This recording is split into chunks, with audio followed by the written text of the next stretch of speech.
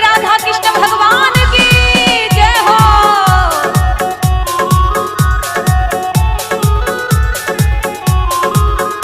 लीजिए शास्त्री लता यादव की आवाज में वर्मा कृष्ण में राधा कृष्ण के भजन। और गोपी बोली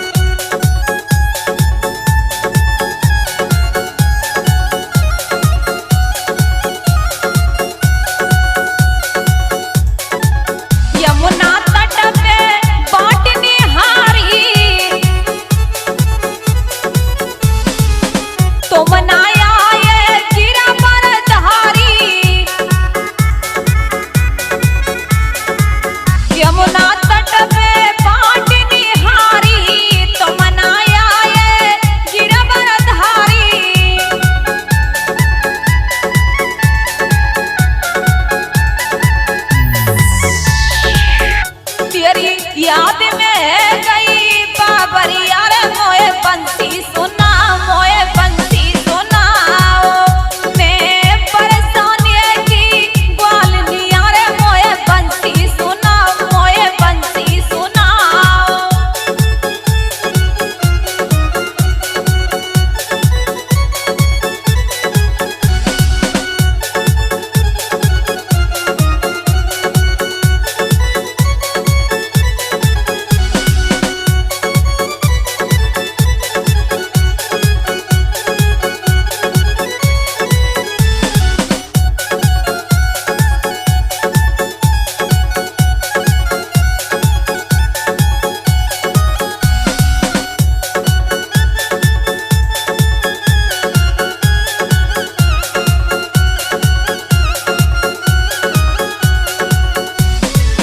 चलिया तुमसे प्रीति बढ़ाई तुमको ने कदया नहीं आई। चलिया तुमसे प्रीति बढ़ाई तुमको ने कदया नहीं आई।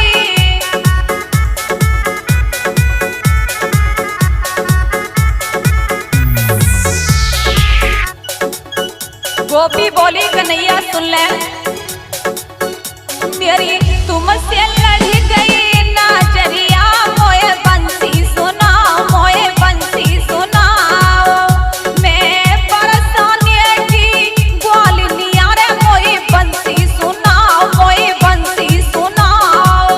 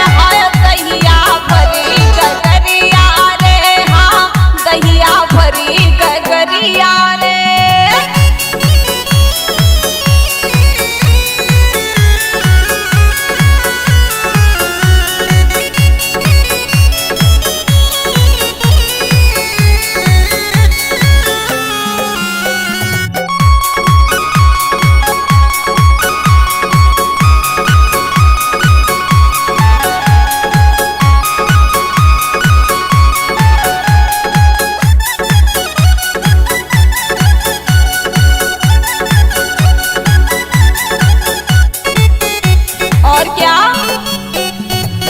ओ टकले गयो कदम की छैया बजा बजा के मोहन मुरलिया ओ टकले गयो कदम की छैया बजा बजा के मोहन मुरलिया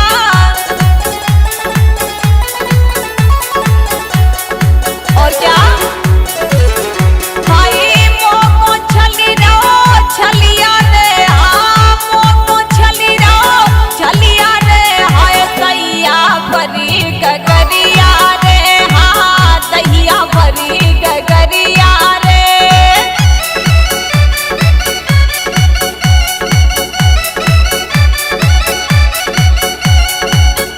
काए छेड़े काना बेदर्दी काए छेड़े काना बेदर्दी आए मौका पीछट गरिया रे हाँ दहिया भरी गगरिया रे हाय दहिया भरी गगरिया रे हाँ दहिया भरी गगरिया रे हाय दहिया भरी गगरिया रे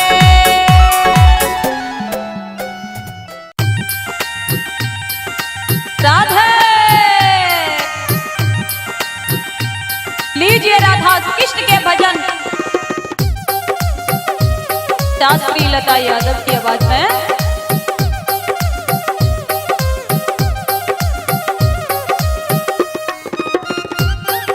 गोपी बोली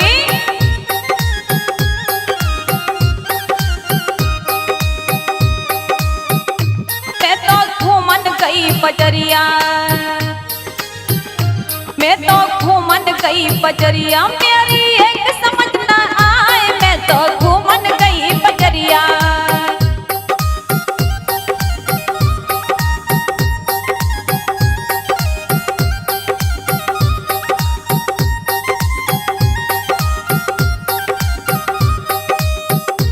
मैं तो घूमन गई बजरिया मेरी एक समझ न आए मैं तो घूमन गई बजरिया मेरी एक समझ न आए मैं तो घूमन गई बजरिया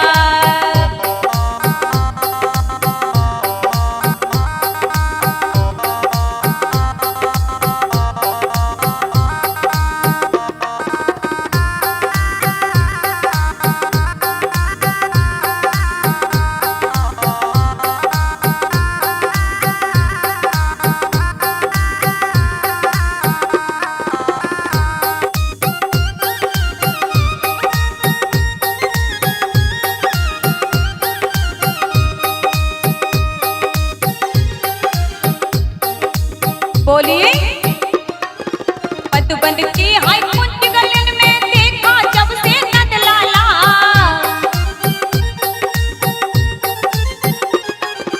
तेरी अखियां ने आगे डोले मुखड़ा उसका भोला भाला मधुबन की हाय कुंज गलन में देखा जब से नद लाला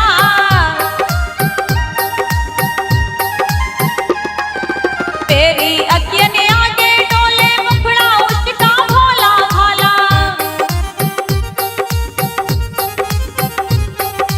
कहना कि उसके नैन बड़े मत वाले उसके मत वाले नैनों ने उसके मत वाले नैनों ने मेरे दिल को लिया चुराए मैं तो घूमन गई बजरिया चारों ओर नजर वो आए मैं तो घूमन गई बजरिया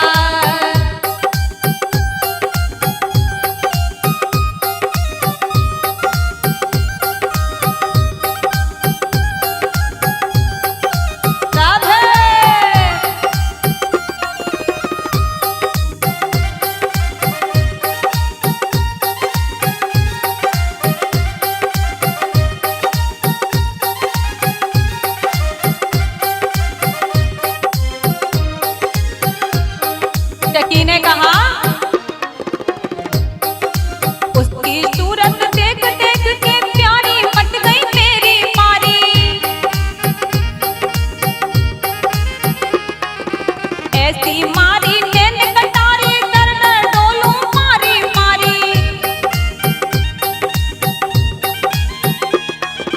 उसकी सूरत देख के प्यारी मेरी मती गई है मारी।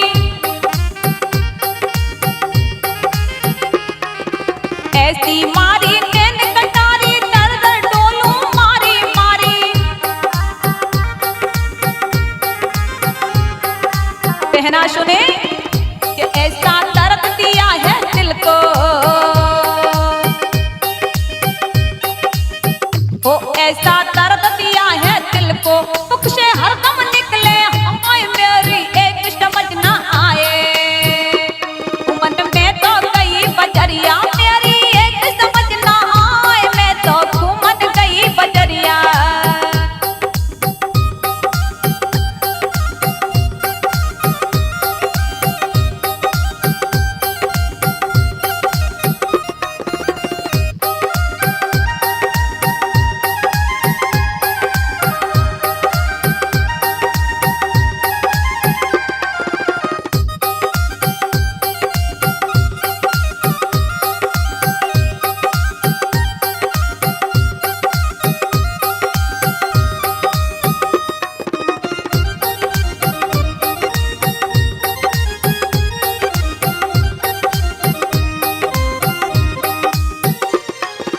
मेरी चुत बित बिस्तरा के आ गया दिल में रोग लगा के।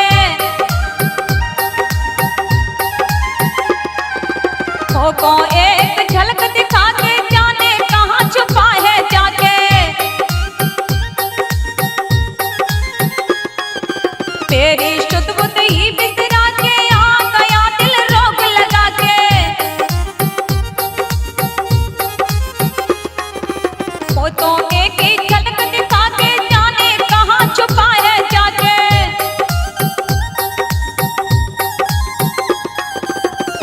पोस्ट की याद में अखियां मेरी, वो उसकी याद में अखियां मेरी, हर पल आंसू रही बहाए। ऐसा रोग लगा तो मुझको, ऐसा रोग लगा के मुझको, जाने कहाँ छुपा है जाए। ऐसा रोग लगा के मुझको।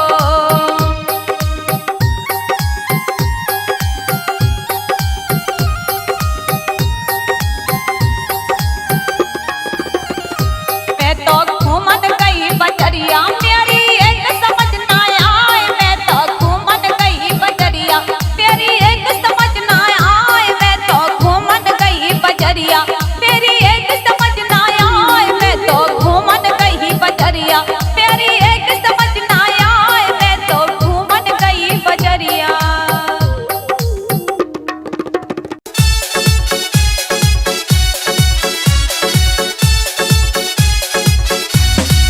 जय हो। आज भोले बाबा कैलाश पर्वत से चल के और भगवान के दर्शन करने के लिए गोकुल की गलियों में घूम रहे हैं और अलग जगाया नंद बाबा के दरवाजे पर। अलग खोल दे पलक और दिखा दे मुझे अपने लाला की झलक।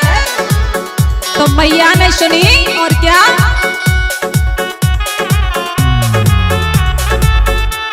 अलग सुनी माई आई द्वारे पे। अलग सुनी माई आई द्वारे पे।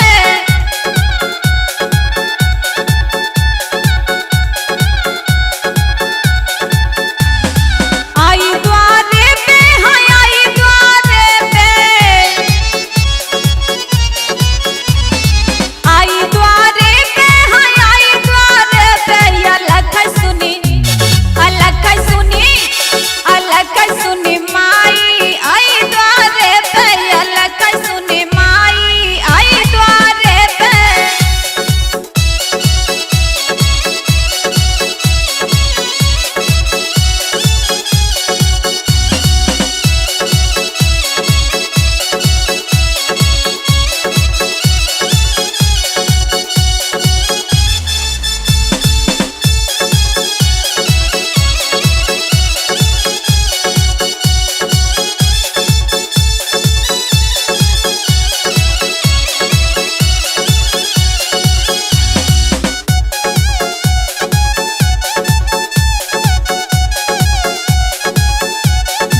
यशोदा मैया ने सुना तो बाहर निकल करके आई और मैया ने जाना कोई संत भिखारी,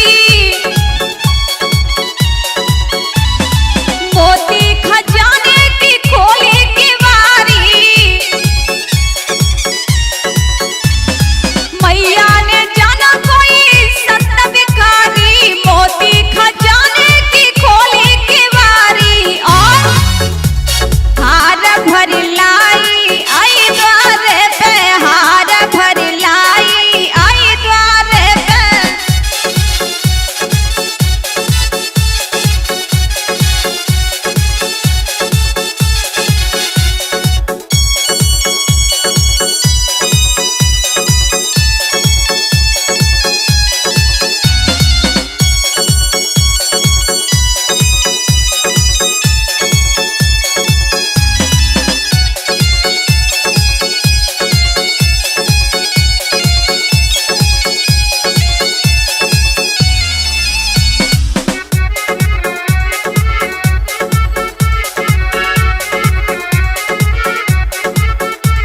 और यशोदा मैया जैसे ही देने लगी तो बाबा ने देखा और भोले बाबा को तो दर्शन की प्यास है। और क्या कपड़ा और कंबल का जोड़ा कहावे, 56 प्रकार के व्यंजन मंगावे। कपड़ा और कंबल का जोड़ा कहावे, 56 प्रकार के व्यंजन मंगावे। और के पानी भरी लाई आई द्वारे पे, अलग सुनी माई आई द्वारे पे।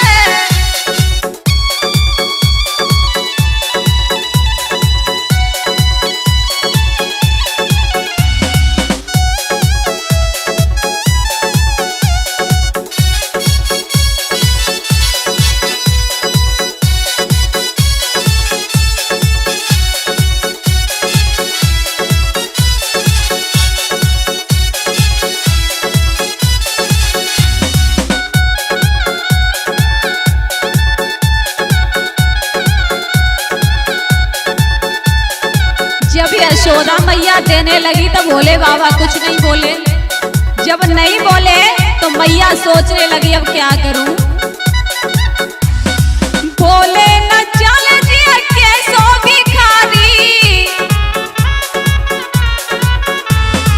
बोले न चल जिया कैसो भिखारी। पलना में खेला मेरा कुंवर हजारी, पलना में खेला मेरा कुंवर हजारी। और क्या बहुत घबराई आई द्वारे पे, बहुत घबराई आई द्वारे पे। अलग सुनी माई आई द्वारे पे।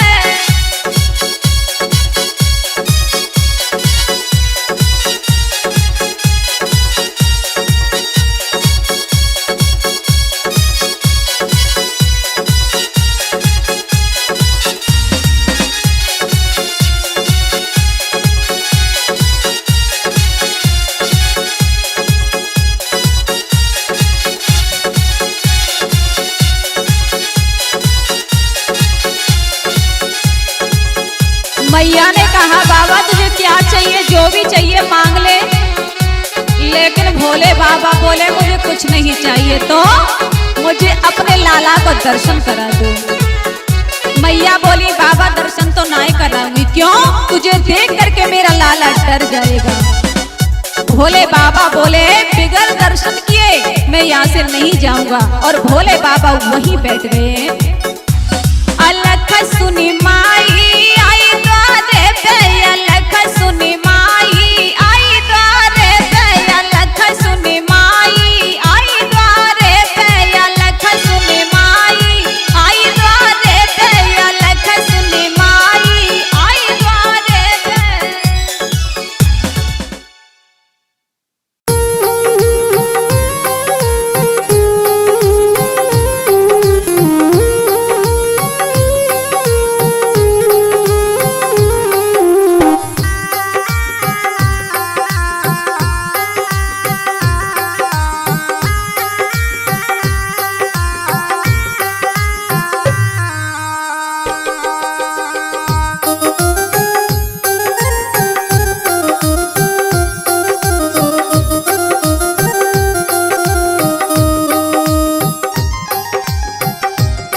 आपस में सखी बोली,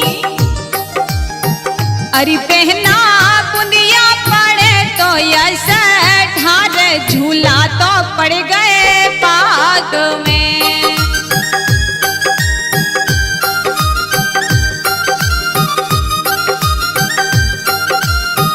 अरे पहना बुंदिया पड़े तो ऐसे ढार, झूला तो पड़ गए बाग में।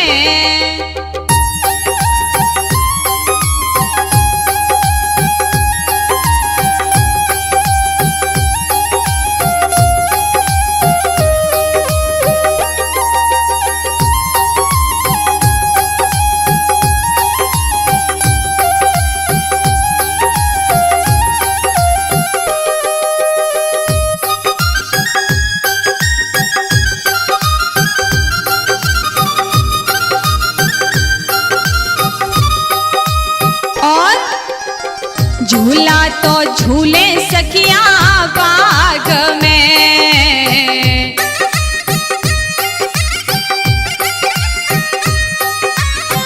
झूला तो झूले सखिया बाग में।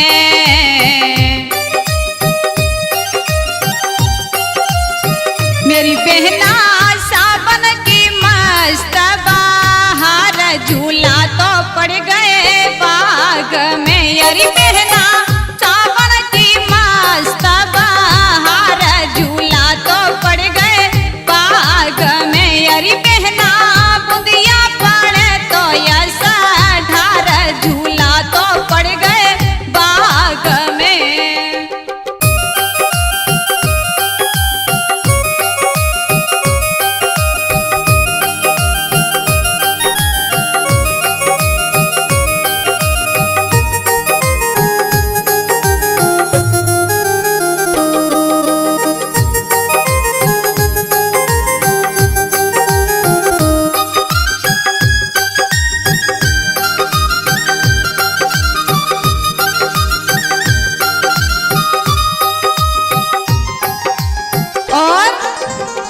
गरजत बदरा भारी जोर से,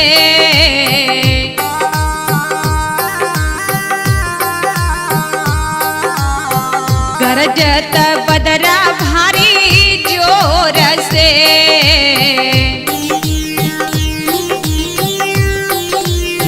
मेरी बहना पानी बरसे गोला धार, झूला तो पड़ गए बाग में। मेरी बहना पानी बरसे गोला धार, झूला तो पड़ गए बाग में। अरे बहना बुंदिया पड़े रे ऐसा ढार, झूला तो पड़ गए बाग में।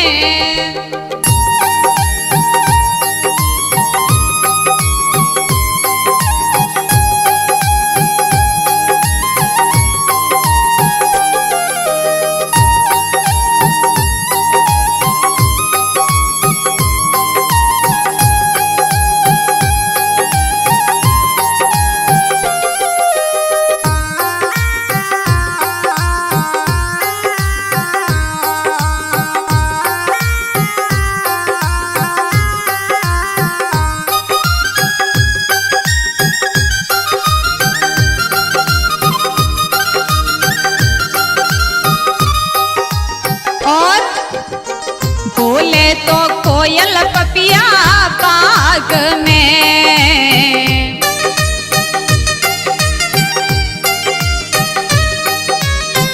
बोले तो कोयल पपिया बाग में।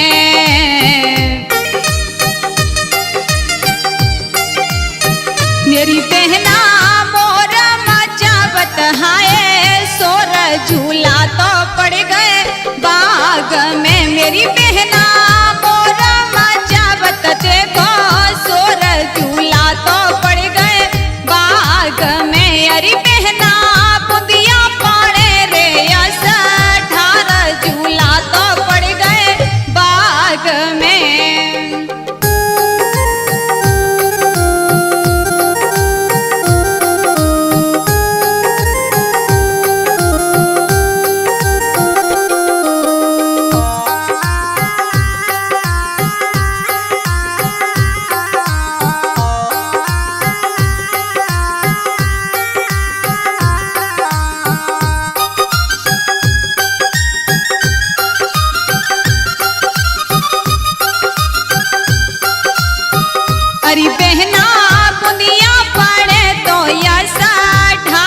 झूला तो पड़ गए बाग में, अरे बहना बुंदिया पड़े तो यस ढार झूला तो पड़ गए बाग में, मेरी जीजी बुंदिया पड़े तो यस ढार झूला तो पड़ गए बाग में।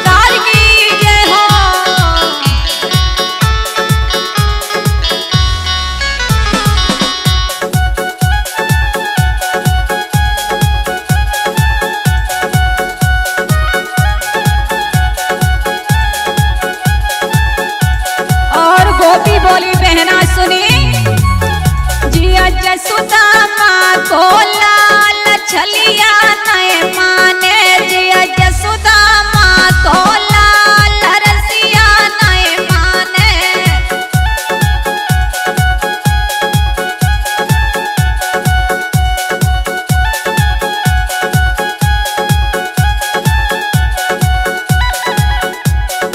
और क्या बोली, अरे ग्वाल बाल यमुना पे ठाड़े, कान्हा कीजे बाट निहारे,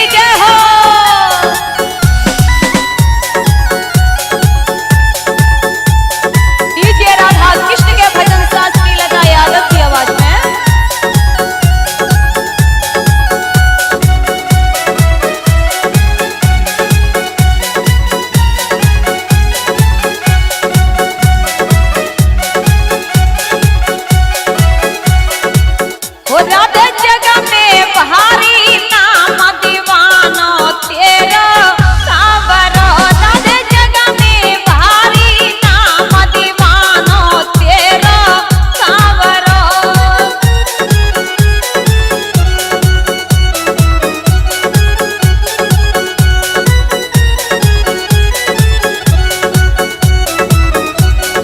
ओ राधे जग में भारी नाम दीवानो तेरा सावरो राधे जग में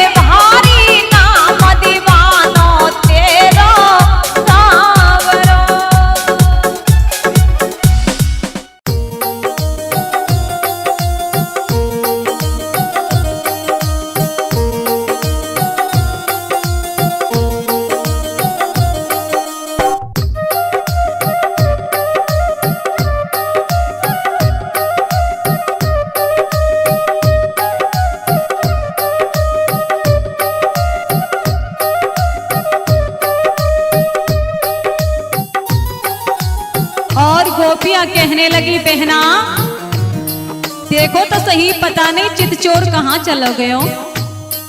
क्यों? बिन काना के निखो मोए नाही लगे जी, बिन काना के निखो मोई नाही लगे जी।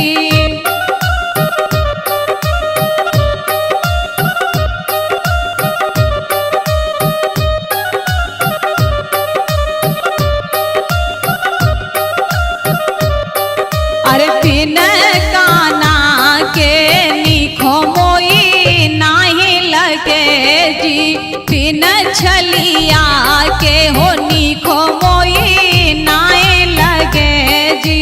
ए जी कोई की तकू, अरे हम बे कोई की तकू, चलो गो चित चोर, बिन छलिया के निखो मोई नाही लगे जी।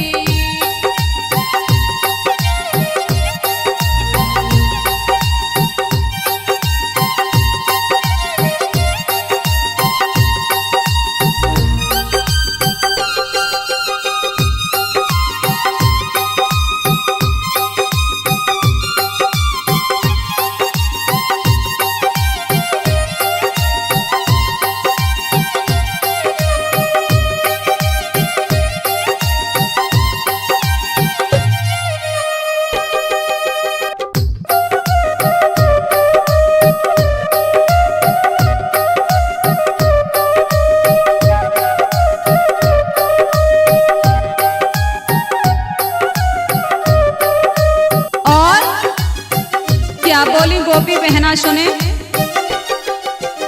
उठी है बदरिया बैरन चाहूं देश में जी,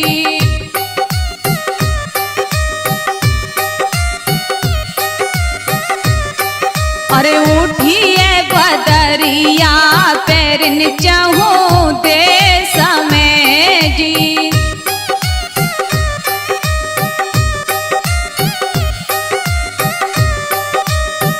जी कोई नाचत हम्बे कोई नाचत बन में, मोर बिन काना के निखो मोई नाही लगे जी।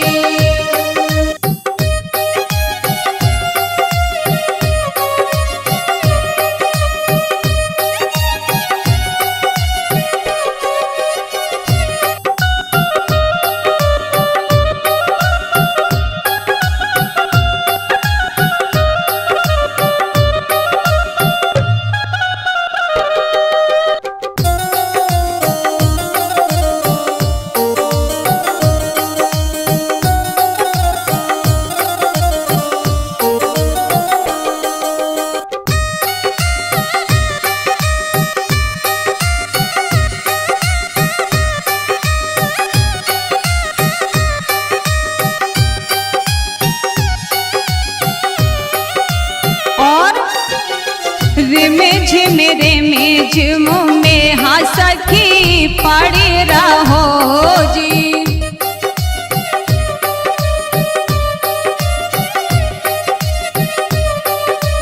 रे में झिम में हंसखी पड़ी रहो जी।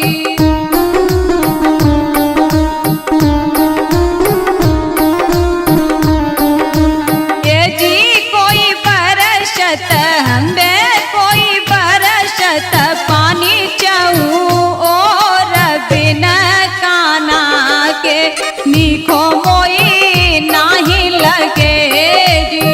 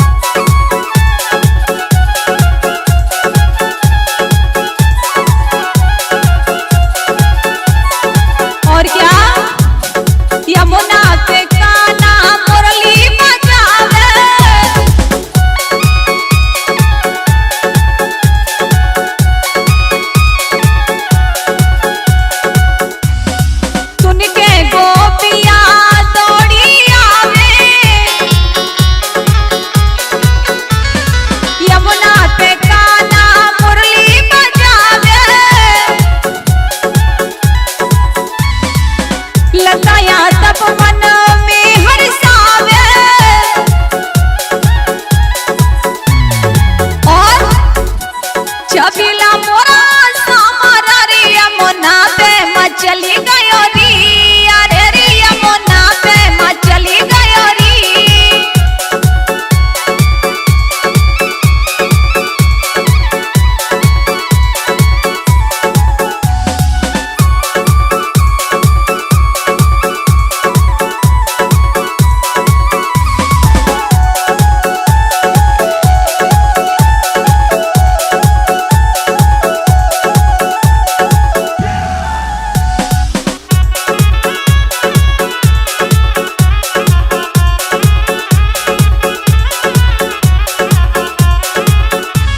छबीला मोरा सामरा रे यमुना पे मैं चली गयो री, अरे रे पन्ना घाट पे मैं चली गयो री। छबीला मोरा सामरा रे पन्ना घाट पे मैं चली गयो री, अरे रे पन्ना घाट पे मैं चली गयो री। श्यामा पन्ना घाट पे मैं चली गयो री।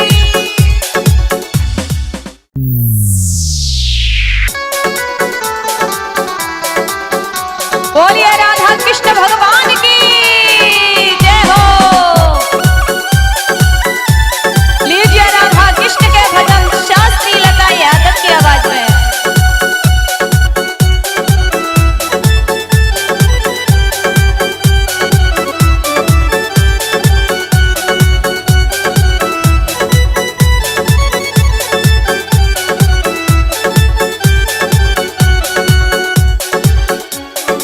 गोपी बोली कन्हैया मैं तो तेरी दीवानी हो, या तू क्या